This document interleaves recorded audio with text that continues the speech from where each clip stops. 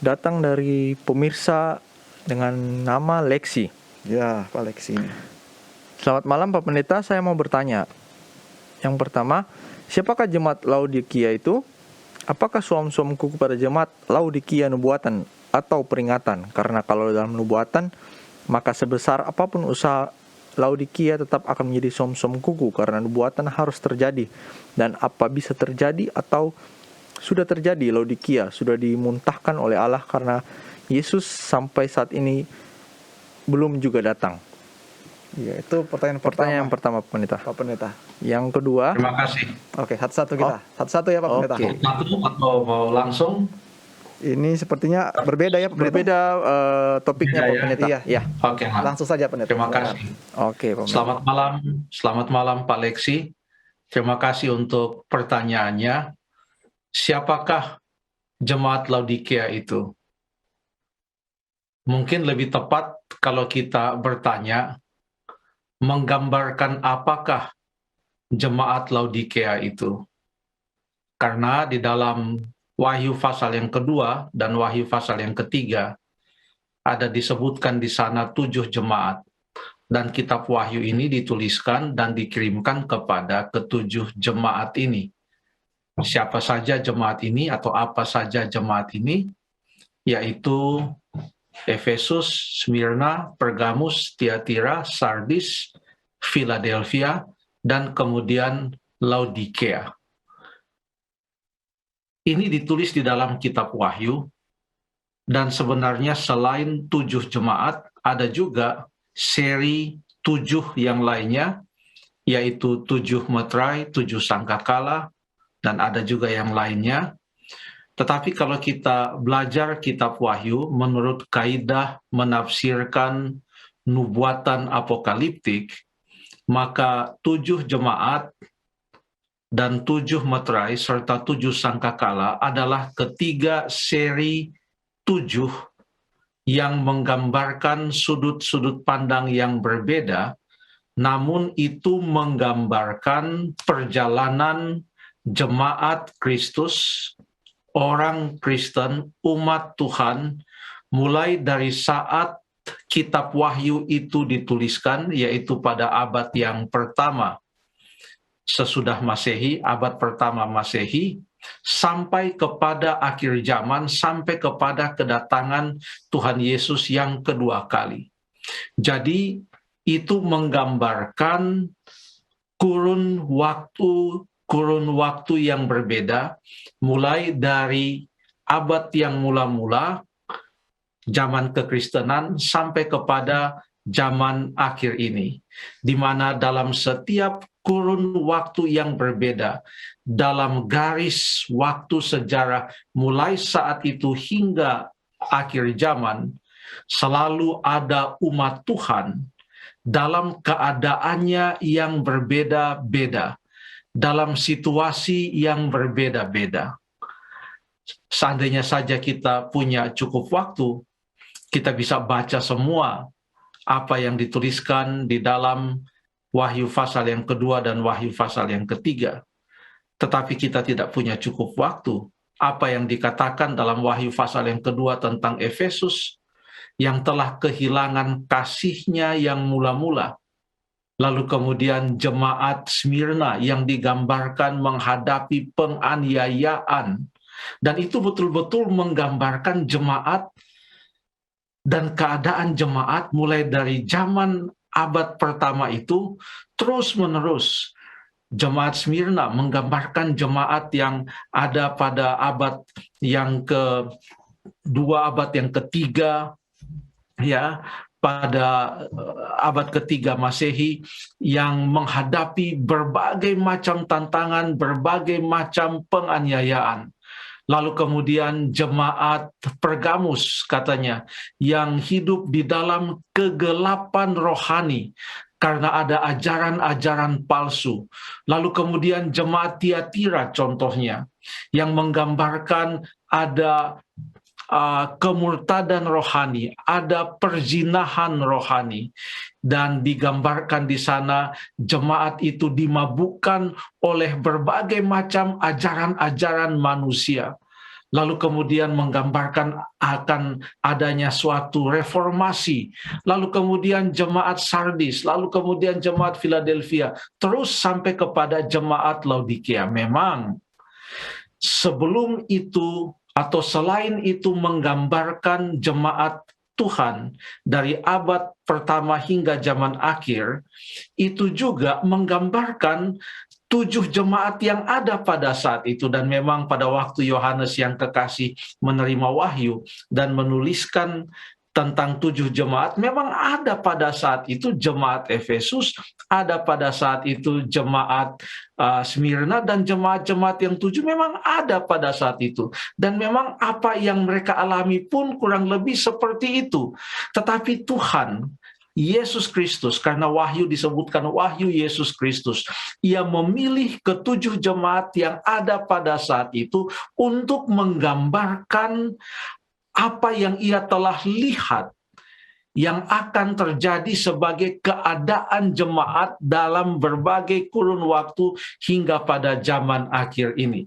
Jadi kalau kita tanya siapa jemaat Laodikia itu, yang perlu kita lihat bukankah ini organisasi gereja mana atau nama gerejanya apa dan lain sebagainya, tapi yang perlu kita lihat adalah ini menggambarkan umat Tuhan atau jemaat atau gereja di zaman akhir. Yang mau ditekankan ini adalah jemaat zaman akhir. Mengapa? Karena inilah jemaat yang terakhir.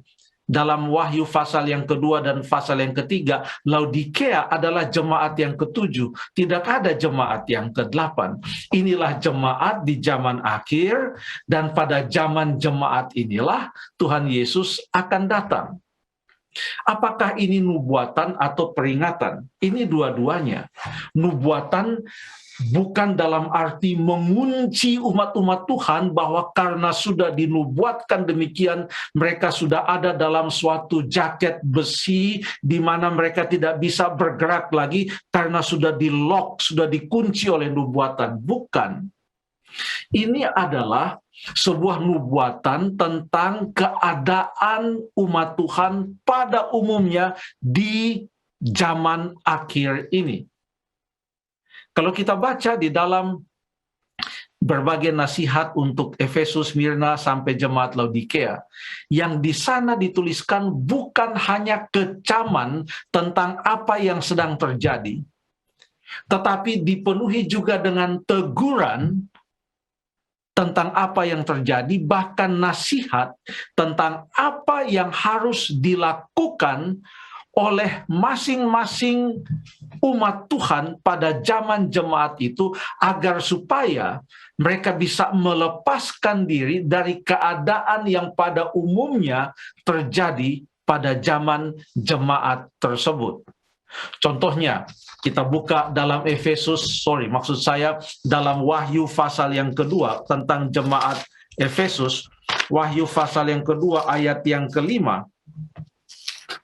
Di sana di dalam Wahyu 2 ayat yang ke-5 disebutkan, sebab ingatlah betapa dalamnya engkau telah jatuh, bertobatlah dan lakukanlah lagi apa yang semula engkau lakukan. Jika tidak demikian, jadi ada bersyarat di sana, ya. Lakukanlah ini. Jika tidak engkau lakukan ini, maka inilah yang akan terjadi. Dalam ayat yang keempat dikatakan, engkau telah meninggalkan kasihmu yang mula-mula. Ya, dan memang itu yang terjadi. Bagaimana solusinya? Lakukanlah ini, sebab jika engkau tidak melakukannya, maka inilah yang akan terjadi. Makanya di dalam nasihat kepada setiap jemaat, pada bahagian akhirnya, selalu ada perkataan, barang siapa menang, barang siapa menang, barang siapa menang. Lalu bagaimana dengan jemaat di Laodikia? Untuk jemaat di Laodikia memang disebutkan keadaannya suam-suam kuku, tidak panas, lalu kemudian tidak dingin, tidak enak untuk diminum air yang seperti itu. Jadi apa yang harus dilakukan bagi jemaat Laodikia atau oleh jemaat Laodikia? Apakah Tuhan Allah mengatakan tidak ada harapan bagimu, sudah demikianlah keadaanmu, mau berusaha bagaimanapun juga sudah demikian keadaanmu. Apakah memang demikian? Tidak. Coba kita baca dalam Wahyu pasal yang ketiga, ayat yang ke-14. Ayat yang ke-18. Wahyu 3 ayat 18. Maka aku menasihatkan engkau supaya engkau membeli daripadaku emas yang telah dimurnikan dalam api, agar engkau menjadi kaya, dan juga pakaian putih supaya engkau memakainya, agar jangan kelihatan ketelanjanganmu yang memalukan, dan lagi pula minyak untuk melumas matamu supaya engkau dapat melihat. Ini menggambarkan nasihat Tuhan, undangan Tuhan kepada jemaat yang ada di Laodikia, yang mengaku bahwa mereka itu kaya, tidak kekurangan apa-apa, ya, secara rohani. Tuhan katakan, belilah daripadaku emas yang dimurnikan dalam api. Artinya apa?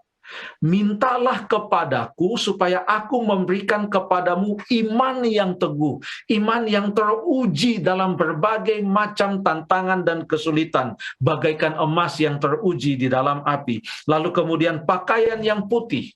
Engkau tidak mempunyai pakaian kebenaranmu sendiri. Engkau hanya bisa mendapatkan pakaian kebenaran daripadaku. Demikian kata Yesus.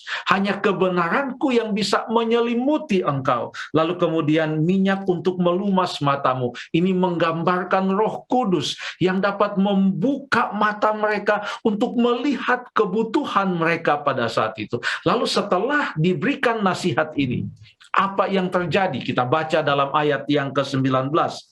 Barang siapa ku kasihi, ia ku tegur dan ku hajar. Sebab itu relakanlah hatimu dan bertobatlah. Ada panggilan untuk bertobat. Luar biasanya untuk jemaat Laodikia dikatakan, barang siapa ku kasihi. Allah Yesus Kristus menyatakan kasih-Nya. Ia sebutkan ia mengasihi jemaat Laodikia, dan karena ia mengasihi jemaat Laodikia, ia melakukan berbagai cara untuk memanggil mereka supaya mereka bertobat. Ayat yang ke-20 mengatakan, lihat aku berdiri di muka pintu dan aku mengetok. Jadi masih ada harapan, masih ada ketukan pada pintu hati masing-masing umat Tuhan yang hidup di zaman akhir, yang penuh dengan sekularisme, penuh dengan berbagai macam pengaruh-pengaruh dunia yang membuat iman umat Tuhan kebanyakan suam-suam kuku. Jadi itulah yang bisa digambarkan tentang jemaat Laodikia. Jadi nasihat ini adalah, atau pekabaran kepada jemaat Laodikia, betul, nubuatan tentang keadaan umat Allah di zaman itu, tetapi ada juga nasihat tentang apa yang umat Allah perlu lakukan untuk bersedia menantikan kedatangan Tuhan Yesus yang kedua kali. Terima kasih.